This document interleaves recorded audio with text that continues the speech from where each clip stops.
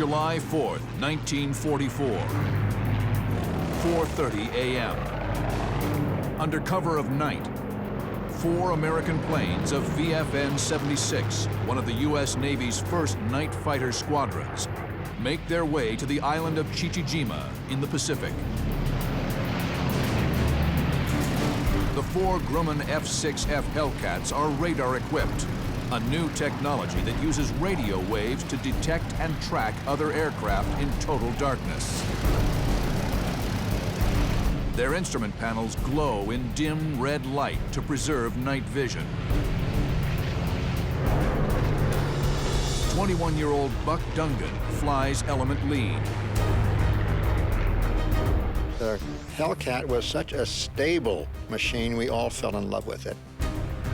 Dungan and his wingman, Johnny Deere, split off from their flight lead. They each carry one 500-pound bomb to hit shipping in Futami Cove.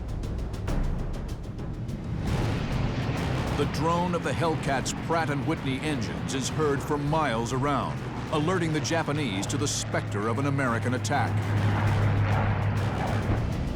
Enemy anti-aircraft gunners fire blindly into the night sky. Dungan steers clear of the tracers while using his compass, altimeter, and artificial horizon to navigate, called flying on instruments. Though nighttime combat had occurred as early as World War I, it wasn't until the advent of this sort of advanced instrumentation in the late 1930s that true night fighting and navigation was possible. Soon, Dungan spots a target in the water below, a lightly armored Japanese destroyer escort. We saw a small ship leaving the harbor, and it had an umbrella of fire above it. So I said, Johnny, let's make a low-side run. The Hellcats drop to wave-top level for the risky broadside attack. Dungan carefully monitors his altimeter and artificial horizon to avoid hitting the water.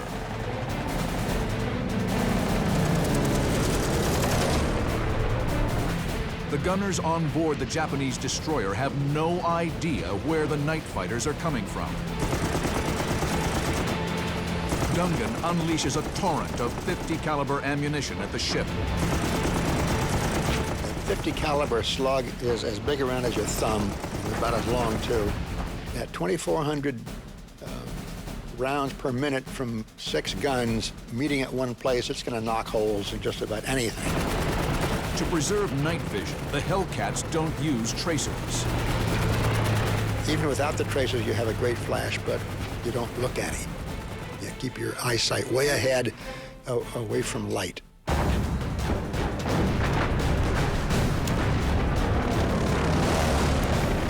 Dungan and Deere pull hard back on their sticks to climb over the top of the destroyer escort.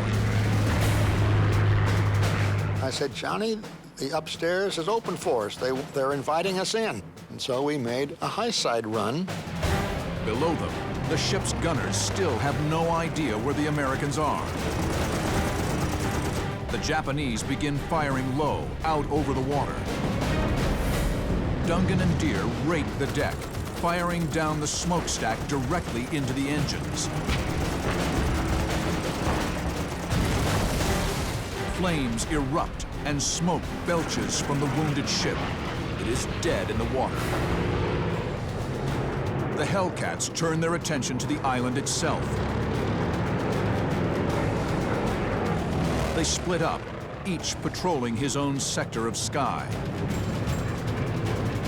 In night fighting, you assign an area because then anyone you see is not friendly, and he's a target.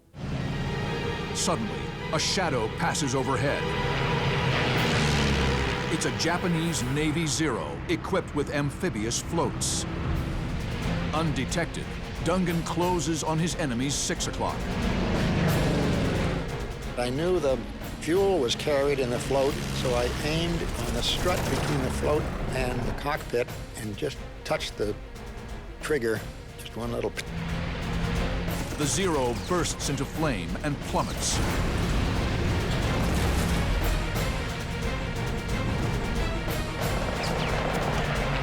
The explosion has given away the night fighter's position.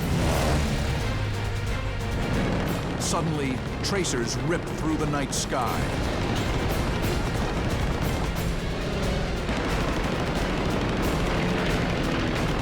I turned and looked, and I had 3 in back of me who were firing at me. Buck Dungan's top-secret training as a Navy night fighter is about to be put to the test.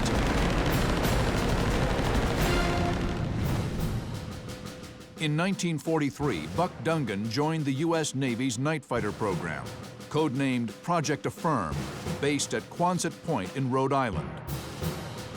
Project Affirm and almost all other night fighter programs utilized a technology that in World War II was only in its infancy: radar. Radar, or radio detection and ranging, uses radio waves to detect objects beyond visual range.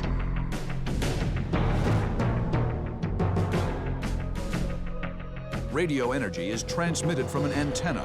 Objects in the sky reflect some of this energy back to a detector, where these radar returns can be processed and used to determine the distance to the target, altitude, and direction of travel. Next to the atomic bomb, the development and various forms of radar was the #2 priority for both America and the British. The radars were big, bulky pieces of equipment, vacuum tubes, and a lot of heat and needed a lot of power that the airplanes of the day just couldn't deliver. So the British did a lot of the development of these early radars to be able to fit inside still fairly large aircraft, twin engine versus, say, a Spitfire. This new radar, called Airborne Intercept, allowed night fighters to track individual aircraft in total darkness. The British shared the technology with the U.S. Navy in 1940. By 1942, radar sets could fit on single-engine fighters. Project Affirm, America's first night fighter training program, was born.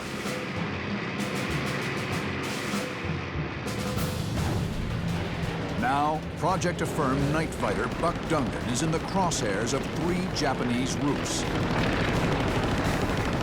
But luckily, his wingman, Johnny Deere, is in the area, still undetected by the enemy. And he said, "Buck, are you all right?" And I said, "I've got some company. I'm having all this fun by myself. I'm going to invite you to the party." Dungan is here. Deere is here. Dungan plans to lead the enemy fighters directly into his wingman's line of fire. Johnny Deere streaks in, using the Japanese gunfire as an aiming reference against the night sky.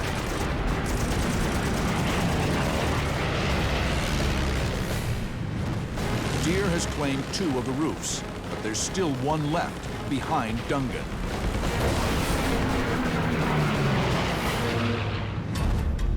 Dungan must reverse direction quickly to turn the tables on the remaining roof.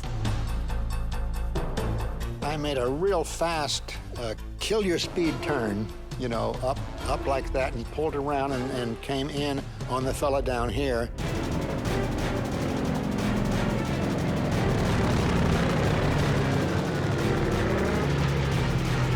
He just kept coming right at me, and he was firing, and I gave him a short burst.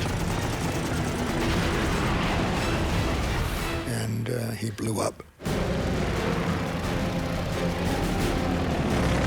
Dungan and Deere once again split up to search for new targets. Dim pre-dawn light breaks on the horizon. Suddenly, Dungan spots more tracer fire arcing towards him. He's been spotted. I saw a plane coming toward me about 3 miles away, and his guns were all firing. The inexperienced Japanese pilot is firing too soon. He runs out of ammo. Dungan carefully puts the pipper on the roof's silhouette and fires.